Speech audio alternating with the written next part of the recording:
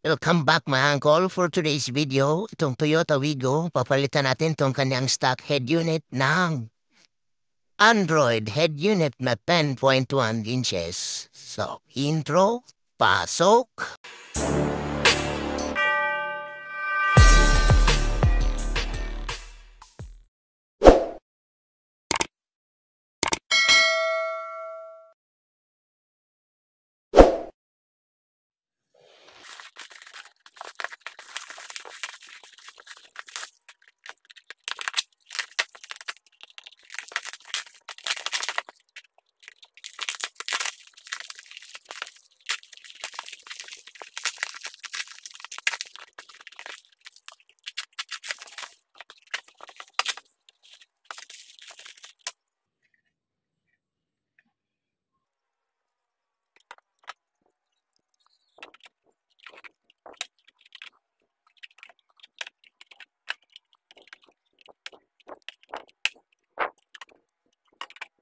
So, wala nang maraming yaw-yaw mga call. Magsimula na tayong magbaklas.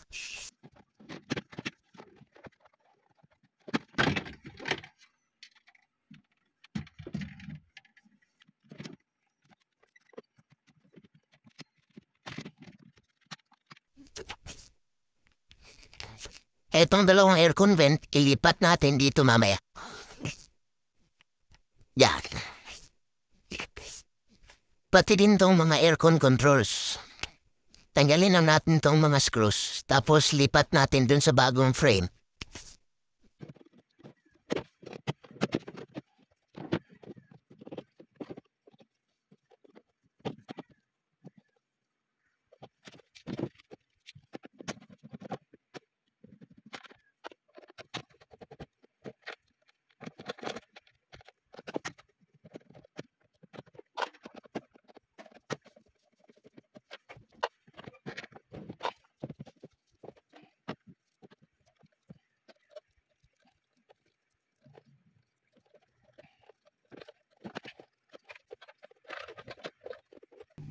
So, ito ngayon mga kol. Ito yung kaniya mga sakit. Subay-subayin natin to lahat. Para malaman natin kung ano mga function na.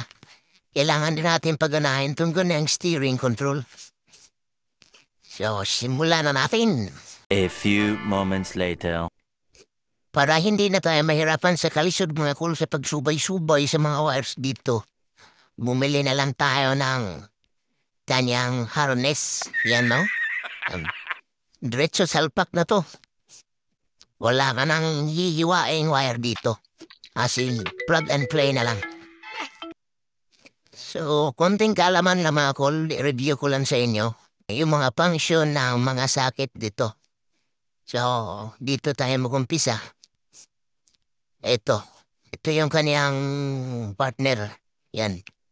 Bale, dito, ito yung kaniyang battery, yung power supply. Ito yung sa constant positive battery. Tapos yellow accessory wire. Tapos itong orange, ito yung kanyang elimination o park light. Pag naka-on yung kanyang ilaw, magkakaroon to ng supply na positive. Tapos itong apat, ito yung para sa speakers. Ito yung sa front speakers, front left and front right. So, salpak natin to dito. So, ayan. Tapos, dito na naman tayo. Eto. Ito yung para sa rear speakers. Speaker dun sa likod. Eto.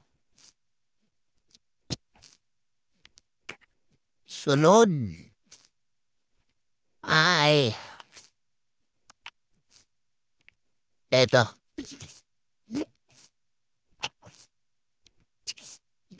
Bali dalawa yung ganyang sakit.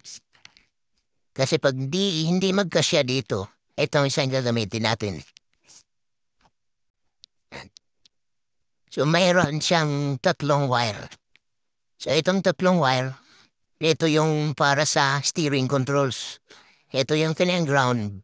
Tapos, ito yung kanyang key 1 at key 2. Dito sa dalawa, orange tapos pink na wire. Dito yan. Kaya ito, hindi na ito gagamitin. Tapos merong brown wire dito. May marka na reverse. Ito yung i-connect natin doon sa reverse light. Positive to na reverse light. Ito yung maging trigger ng head unit natin pag atras tayo. Mag-view yung rear view camera.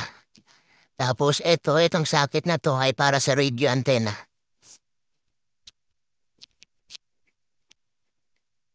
So yun, okay na. So good news mga cool. Mayroon tayong nakuhang trigger dito para hindi na tayo mag-tap doon sa reverse light. So itong socket na to, itong para yung galing dito sa steering control, merong wire dito na kulay violet. Yan o, yan. Testing natin. Reverse tayo. Yan o, may supply siya na positive. So dito tayo mag-tap ng reverse. Okay? Okay. So yan ang mga cool. Mawa na ako ng wire. Tapos sinalpa ko dito. Kinonek ko dito sa reverse. Tapos, ito, diretso natin silpan. Ayan. Okay na siya. So, dito na tayo sa part sa pag-i-install ng camera mga cool. So, itong variant na to, Wigo TRDS, meron siyang built-in na camera. Ayan. Sa ilalim niya.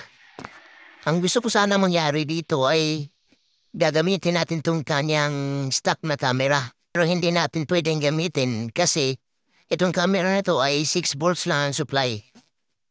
So, kailangan talaga nating magpalit ng camera. So, ito yung camera na binili natin. Ito yung papalit natin dyan. Okay? Okay.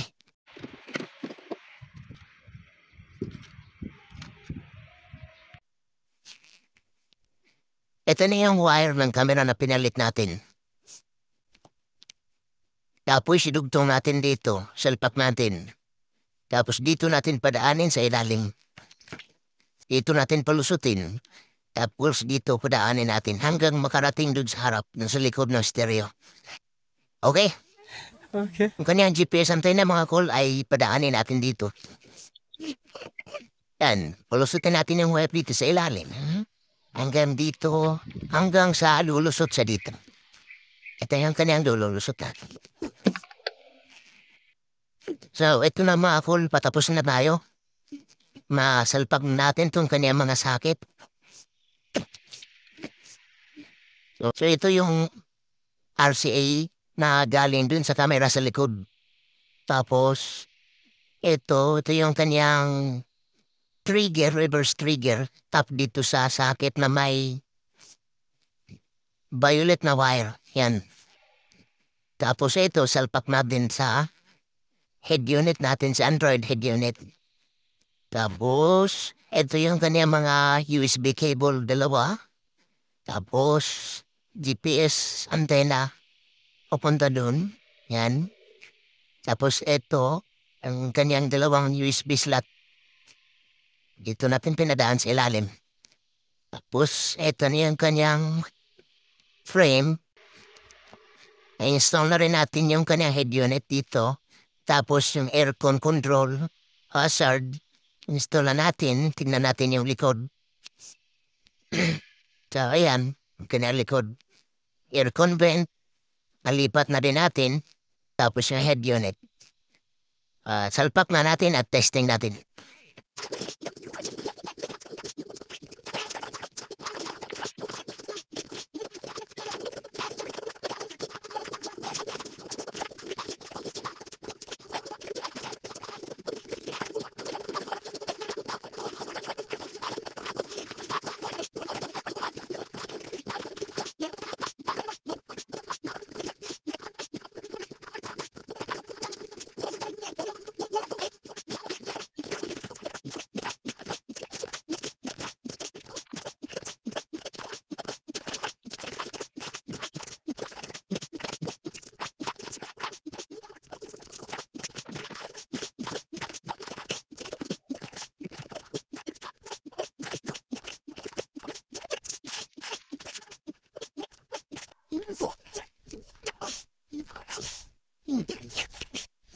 The moment of truth. Okay, testing natin.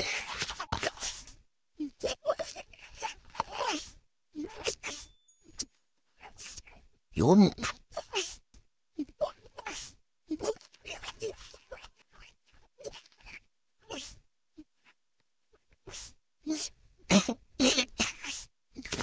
Ngayon mag-call setup natin yung kanyang steering controls. Paganahin natin to.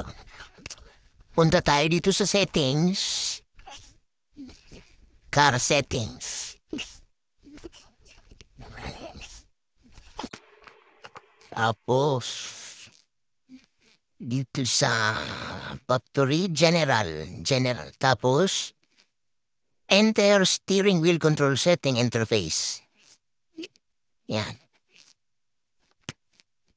Press natin yung previous. Tapos, dito naman press previous. Yan, mawawala yung kanyang prompt na message. Next. Tapos, volume down. Yan, volume down. Volume up. Tapos, ito source. Ito yung kanyang mode. Press natin. Yan, sige na. Okay, testing natin yung kanyang volume. Yun, gumagana. Volume down.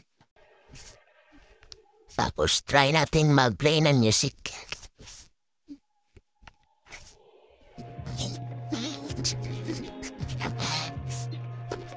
Volume.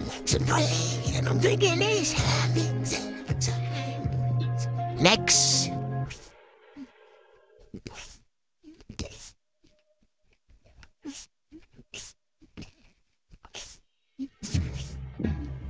Previous. Yan, okay. Tapos ito yung mode.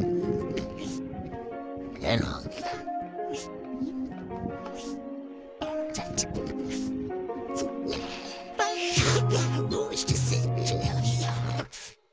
Try nating paandaran yung sasakyan tapos mag-reverse tayo. Yun o, klarong-klaro sa likod. So hanggang dito na lang yung video natin mga kol. Salamat sa panonood. Huwag niyong kalimutan mag-like, share at subscribe. Salamat!